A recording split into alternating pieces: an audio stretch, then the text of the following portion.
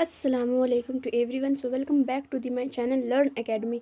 आज की इस वीडियो में हम 2026 में जो एग्ज़ाम देने वाले स्टूडेंट है क्लास 12 के, चाहे वो आर्ट्स के हों चाहे कॉमर्स के हों, उसका जो सब्जेक्ट है इकोनॉमिक्स, उसके फुल सिलेबस को हम डिस्कस करने वाले हैं। कितने चैप्टर है, उसमें कितने यूनिट्स हैं और क्या क्या पढ़ना है और कितने दिन में आपका सिलेबस कंप्लीट हो जाएगा, उसका फुल डिटेल एक्सप्लेनेशन करने वाले हैं, डिटेल डिस्कशन करने वाले हैं। सो लास्ट तक हमारे वीडियो के साथ जुड़े रहें। तो चलिए करते हैं आज की वीडियो की शुरुआत। हमारा जो इकोनॉमिक्स का जो सिलेबस है वो दो पार्ट्स में बटा हुआ है। एक है माइक्रो का और दूसरा है मैक्रो का। तो ये माइक्रो और मैक्रो ये क्या होता है, चलिए इसको पहले समझते हैं। माइक्रो का मतलब होता है इंडिविजुअल लेवल पर जो इकोनॉमी की स्टडी करनी होती है वो माइक्रो इकोनॉमिक्स में करते हैं, और एग्रीगेट लेवल पर जो इकोनॉमी की स्टडी करनी होती है वो मैक्रो लेवल पे करना होता है। तो हमारा जो माइक्रो इकोनॉमिक्स है उसमें पहले यूनिट्स है, यूनिट्स के अंदर चैप्टर है। तो यूनिट्स जो है उसमें है, सबसे पहला यूनिट है इंट्रोडक्शन, यानी माइक्रो इकोनॉमिक्स से इंट्रोडक्शन का। फिर दूसरा है कंज्यूमर बिहेवियर एंड डिमांड। तीसरा है प्रोड्यूसर बिहेवियर एंड सप्लाई। चौथा है forms of market and price determination, simple application of tools of demand and supply curves. ये चैप्टर अभी आप लोग को समझ में नहीं आ रहा होगा, लेकिन जब आप लोग इसको पढ़ेंगे तो बहुत मज़ा आने वाला है, क्योंकि इकोनॉमिक्स का सब्जेक्ट बहुत इंटरेस्टिंग होता है। इसको डायग्राम चार्ट के ज़रिए समझेंगे, बहुत मज़ा आने वाला है। तो इंट्रोडक्शन में लगभग 2-3 चैप्टर होगा। कंज्यूमर बिहेवियर डिमांड, कंज्यूमर मतलब कि जो कस्टमर होता है, सामान को खरीदने वाला, कंज्यूम करने वाला, तो कंज्यूमर ही डिमांड करता है तो उसको एक यूनिट में पढ़ेंगे। फिर प्रोड्यूसर का बिहेवियर, और प्रोड्यूसर सप्लाई करता है, उसको हम एक यूनिट में पढ़ेंगे। और फिर जिस मार्केट में जो सामान बेचा जाता है उस मार्केट का हम फॉर्म देखेंगे। और ये जो डिमांड एंड सप्लाई है वो किस तरह से किसी भी फैक्टर का और कमोडिटी का प्राइस डिटरमाइन करता है वो हम देखने वाले हैं। इसके अगर हम चैप्टर्स की बात करें तो इसके चैप्टर कुल माइक्रो इकोनॉमिक्स में कुल इतने 14 चैप्टर्स हैं। ये देखो हम किसके बेसिस पे, SBPT जो पब्लिकेशन की बुक है SK सिंह की, उसके बेसिस पे इतने चैप्टर्स हैं। सबसे पहला है माइक्रो इकोनॉमिक्स इंट्रोडक्शन, उसके बारे में इंट्रोडक्शन है, उसकी कैरेक्टरिस्टिक्स हैं, उसकी लिमिटेशन है, उसकी इंपॉर्टेंस है, उसके सब ब्रांच हैं। फिर इकोनॉमी एंड सेंट्रल प्रॉब्लम, ये दोनों फर्स्ट यूनिट का चैप्टर हो गया जो इंट्रोडक्शन था। उसके बाद तीसरा चैप्टर है कंज्यूमर इक्विलिब्रियम। फिर demand and law of demand और प्राइस इलास्टिसिटी ऑफ डिमांड, ये तीनों दूसरे यूनिट का चैप्टर है।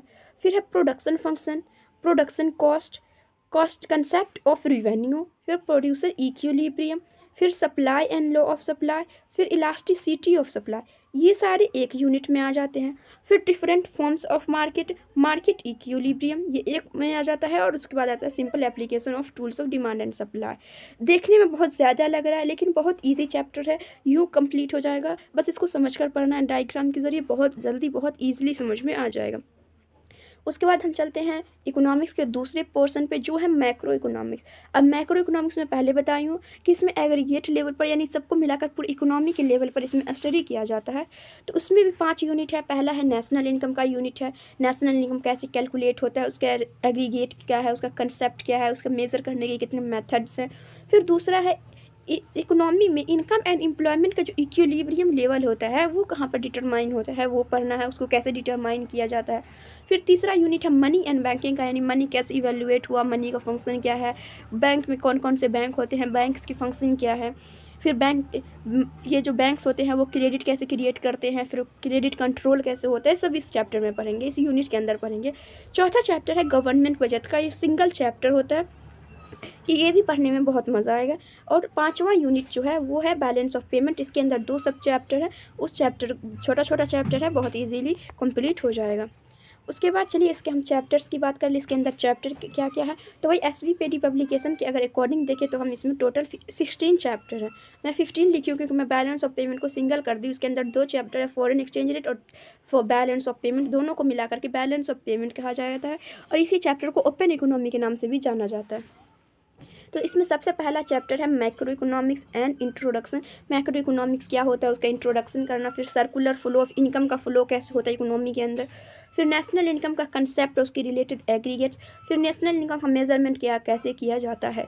ये 4 चैप्टर जो है ये सब पहला यूनिट में आता है इंट्रोडक्शन वाले में। नेशनल इनकम के मेजरमेंट वाला पहला चैप्टर जो है, पहला यूनिट जो यहाँ पर आपने पढ़ा है, ये जो पहला चैप्टर है इसी के अंदर आता है।